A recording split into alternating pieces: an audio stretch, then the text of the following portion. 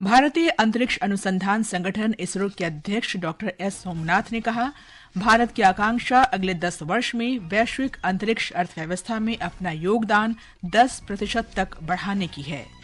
प्रधानमंत्री नरेंद्र मोदी कल दिन में 11 बजे आकाशवाणी पर मन की बात कार्यक्रम में अपने विचार साझा करेंगे। राष्ट्रपति द्रौपदी मुर्मू ने कहा, सभी डॉक्टरों को अपने पेशेवर जीवन के कुछ वर्ष ग्रामीण क्षेत्रों में समर्पित करने चाहिए। भारत ने कश्मीर पर गलत सूचना देने की रणनीति के लिए संयुक्त राष्ट्र सुरक्षा परिषद में पाकिस्तान की आलोचना की। भारत ने पश्चिम एशिया में बढ़ते तनाव और क्षेत्र में शांति तथा स्थिरता पर इसके प्रभाव पर गहरी चिंता व्यक्त की।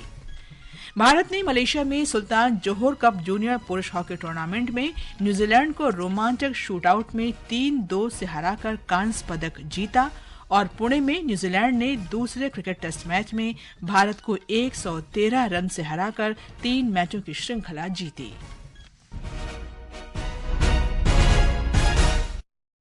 समाचार संध्या के साथ मैं कनकलता। राष्ट्रपति द्रौपदी मुर्मू ने आज भारत के अंतरिक्ष कार्यक्रम को नई ऊंचाइयों पर ले जाने में भारतीय अंतरिक्ष अनुसंधान संगठन इसरो के योगदान की सराहना की। नई दिल्ली में आकाशवाणी के रंग भवन में सरदार पटेल स्मारक व्याख्यान 2024 पर एक वीडियो संदेश में राष्ट्रपति ने सरदार पटेल को श्रद्धांजलि अर्पित की। राष्ट्रपति ने कहा कि सरदार पटेल स्वतंत्रता के बाद आधुनिक भारत के निर्माता हैं। उन्होंने ये भी उल्लेख किया कि statue of unity Sardar Patel की समृद्ध विरासत को एक सच्ची श्रद्धांजलि है। पिछले वर्ष विक्रम लैंडर द्वारा चंद्रमा के दक्षिण ध्रुव के पास उतरने का सीधा प्रसारण मैंने देखा था। सभी देशवासियों के साथ मैं भी गर्व का अनुभव कर रही थी। सरदार पटेल हमारे राष्ट्रीय एकता के प्रतीक पुरुष हैं। आइए सरदार पटेल की पावन स्मृति में हम सभी विकसित भारत के निर्माण के राष्ट्रीय लक्ष्यों की दिशा में एकजुट होकर आगे बढ़ने का संकल्प लें। नए आयामों की खोज में भारतीय अंतरिक्ष यात्रा पर सरदार पटेल स्मारक व्याख्यान देते हुए इसरो के अध्यक्ष डॉक्टर एस सोमनाथ ने कहा कि भारत का लक्ष्य अगले 10 वर्ष में वैश्विक अंतरिक्ष अर्थव्यवस्था में अपने योगदान को 2% से बढ़ाकर 10% करने की है। हमारे संवाददाता ने बताया है कि इसरो प्रमुख ने अंतरिक्ष क्षेत्र के सभी हितधारकों के बीच सहयोग बढ़ाने की आवश्यकता पर बल दिया। इसरो प्रमुख ने कहा कि सरकार ने अंतरिक्ष क्षेत्र में सुधार लाने के लिए कई कदम उठाए हैं। उन्होंने बताया कि सरकार ने भारतीय अंतरिक्ष नीति 2023 की शुरुआत की है और साथ ही अंतरिक्ष क्षेत्र के लिए FDI को उदार बनाया है। उन्होंने कहा कि वर्तमान में अंतरिक्ष क्षेत्र में 200 से अधिक स्टार्टअप हैं, जबकि 2014 में केवल एक स्टार्टअप था। There is a new policy called Space Policy 2023 has been announced. A new foreign direct investment policy has been announced by government. A new geospatial policy came out. All these are adding to creating a more vibrant space economy. Today our aspiration is that India's contribution to global space economy is hardly 2% today. We would like to expand it to something like 10% in the coming 10 plus years. अंतरिक्ष क्षेत्र के स्वदेशीकरण की प्रगति के बारे में बात करते हुए डॉक्टर सोमनाथ ने कहा कि भारत अपनी आयात निर्भरता को कम करने की दिशा में भी काम कर रहा है। भारत के आगामी अंतरिक्ष मिशनों के बारे में बोलते हुए डॉक्टर सोमनाथ ने कहा कि इसरो आने वाले वर्षों में अपना पहला मानव रहित मिशन गगनयान लॉन्च करने की योजना बना रहा है। इस अवसर पर प्रसार भारती के अध्यक्ष नवनीत सहगल ने कहा कि चंद्रयान जैसी उपलब्धियां देश को आत्मविश्वास देती हैं और देशवासियों को गौरवान्वित करती हैं। Achievement like these, Chandrayaan 3 landing on lunar surface, that give us confidence, that give us a rare opportunity of proud all across the globe, proud all across wherever any Indian is living, he could feel proud. इस कार्यक्रम में प्रसार भारती के CEO Gaurav Dwivedi और आकाशवाणी की महानिदेशक doctor Pragya Paliwal गौर भी मौजूद थे। सुपर्णा सैकिया, आकाशवाणी समाचार, दिल्ली। प्रधानमंत्री नरेंद्र मोदी कल दिन में 11 बजे आकाशवाणी से मन की बात कार्यक्रम में अपने विचार साझा करेंगे। ये इस मासिक रेडियो कार्यक्रम की 115वीं कड़ी होगी। कार्यक्रम का प्रसारण आकाशवाणी और दूरदर्शन के समूचे नेटवर्क पर होगा। मन की बात कार्यक्रम आकाशवाणी समाचार की वेबसाइट और न्यूज ऑन एआईआर ऐप पर भी उपलब्ध रहेगा।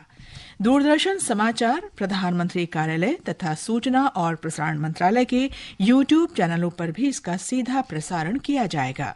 हिंदी प्रसारण के तुरंत बाद क्षेत्रीय भाषाओं में भी इसे प्रसारित किया जाएगा। प्रधानमंत्री नरेंद्र मोदी 28 अक्टूबर को गुजरात का दौरा करेंगे और कई परियोजनाओं का उद्घाटन तथा शिलान्यास करेंगे। श्री मोदी स्पेन के राष्ट्रपति पेड्रो सांचेज के साथ C-295 विमान के निर्माण के लिए टाटा विमान परिसर का उद्घाटन करेंगे। प्रधानमंत्री मोदी अमरेली में भारत माता सरोवर का उद्घाटन और करीब 4,900 करोड़ रुपए की परियोजनाओं की आधारशिला भी रखेंगे। ये समाचार हमारी वेबसाइट www.newsoneir.gov.in और हमारे न्यूज ऑन एआईआर ऐप पर भी उपलब्ध हैं। समाचार संध्या में आपका फिर स्वागत है। राष्ट्रपति द्रौपदी मुर्मू ने कहा है कि सभी डॉक्टरों को अपने पेशेवर जीवन के कुछ साल ग्रामीण क्षेत्रों को समर्पित करने चाहिए। नवा रायपुर स्थित स्वास्थ्य विज्ञान तथा आयुष विश्वविद्यालय के दीक्षांत समारोह को संबोधित करते हुए राष्ट्रपति ने कहा कि छत्तीसगढ़ जैसे राज्यों में जड़ी बूटियों का अक्षय भंडार है। राष्ट्रपति ने कहा कि इसका दस्तावेजीकरण करने के साथ साथ इस पर आधारित शोध को बढ़ावा दिया जाना चाहिए। इससे पहले राष्ट्रपति द्रौपदी मुर्मू ने भारतीय प्रौद्योगिकी संस्थान IIT भिलाई के दीक्षांत समारोह में भाग लिया। समारोह में राष्ट्रपति ने कहा कि आदिवासी लोगों की जीवन शैली से सीख लेकर देश के सतत विकास में महत्वपूर्ण योगदान दिया जा सकता है। राष्ट्रपति ने कहा कि देश का संपूर्ण विकास तभी संभव है जब विकास प्रक्रिया में जनजातीय लोगों की सक्रिय भागीदारी हो। उन्होंने इस अवसर पर विद्यार्थियों को स्वर्ण पदक भी प्रदान किए। उपराष्ट्रपति जगदीप धनखड़ ने कहा है कि शिक्षा समाज में बदलाव और विकास का आधार है। उन्होंने कहा कि देश शिक्षा से प्रेरित सकारात्मक बदलाव के दौर से गुजर रहा है। आज IIT जोधपुर के दीक्षांत समारोह को संबोधित करते हुए उन्होंने कहा कि भारत अनंत अवसरों और आशाओं का देश है तथा पूरा विश्व हमारी विकास गाथाओं में भागीदार बनने के लिए उत्सुक है। कार्यक्रम में केंद्रीय मंत्री गजेंद्र सिंह शेखावत ने कहा कि भारत दुनिया में नई पहचान बना रहा है।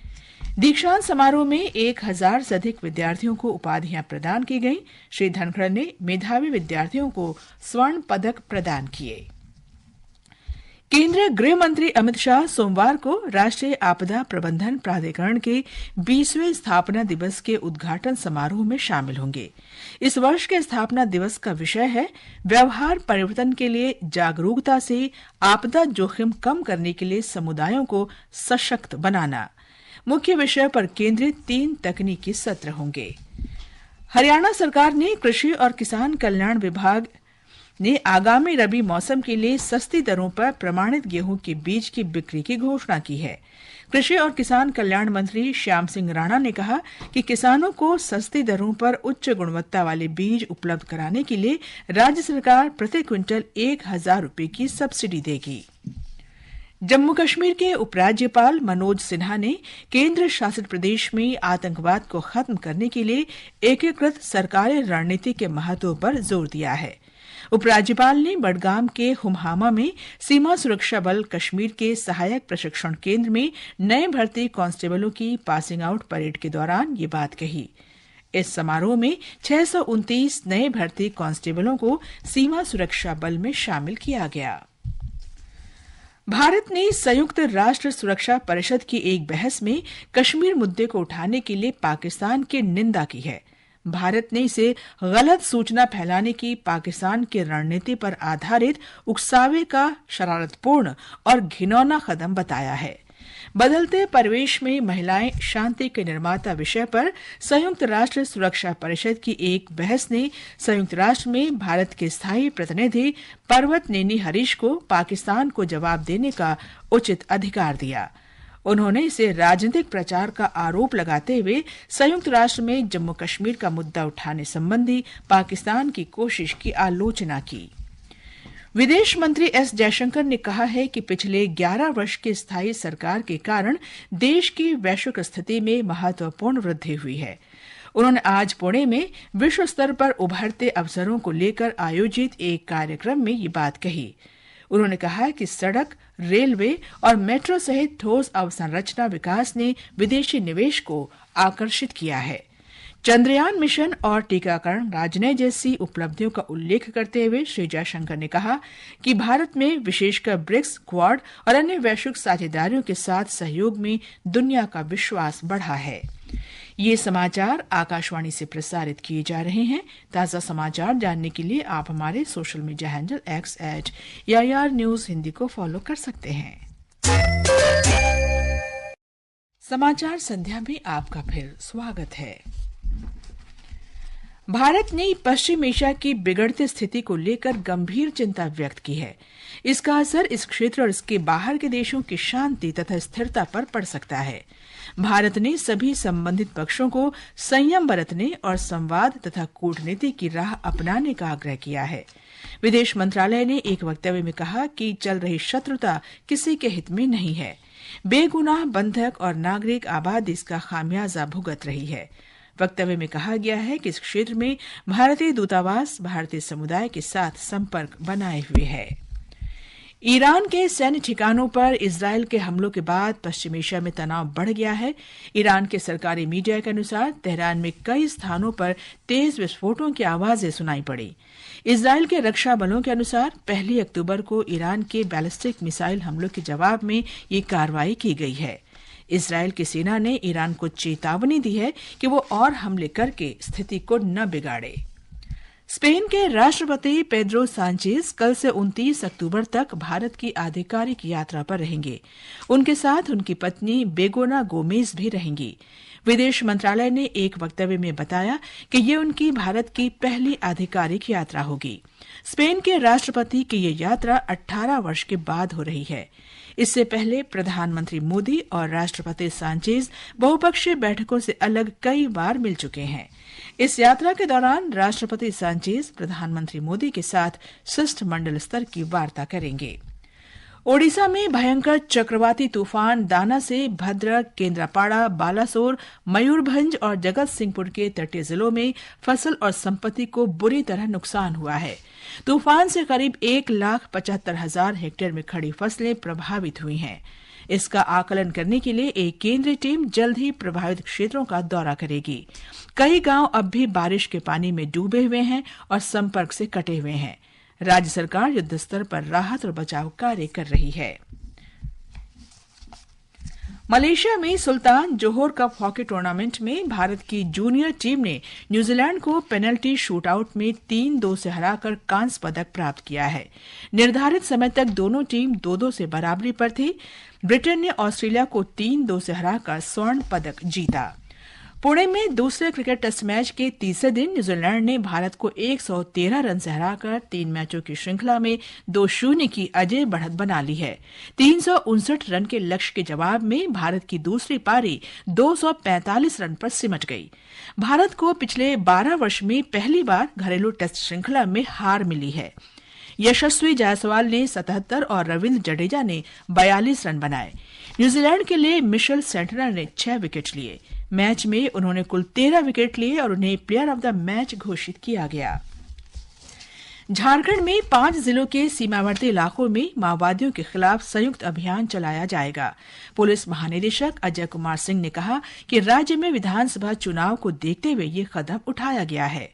श्री सिंह ने कहा कि माओवादी संगठनों को पकड़ने के लिए राज्य के संवेदनशील इलाकों में गहन जांच की जा रही है। अंत में मुख्य समाचार एक बार फिर।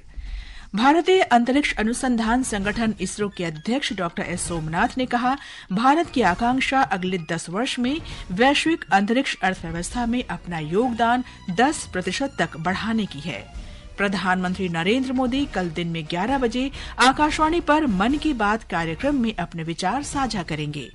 राष्ट्रपति द्रौपदी मुर्मू ने कहा, सभी डॉक्टरों को अपने पेशेवर जीवन के कुछ वर्ष ग्रामीण क्षेत्रों में समर्पित करने चाहिए। भारत ने कश्मीर पर गलत सूचना देने की रणनीति के लिए संयुक्त राष्ट्र सुरक्षा परिषद में पाकिस्तान की आलोचना की। भारत ने पश्चिम एशिया में बढ़ते तनाव और क्षेत्र में शांति तथा स्थिरता पर इसके प्रभाव पर गहरी चिंता व्यक्त की है। इसके साथ ही समाचार संध्या का ये अंक समाप्त हुआ। नमस्कार।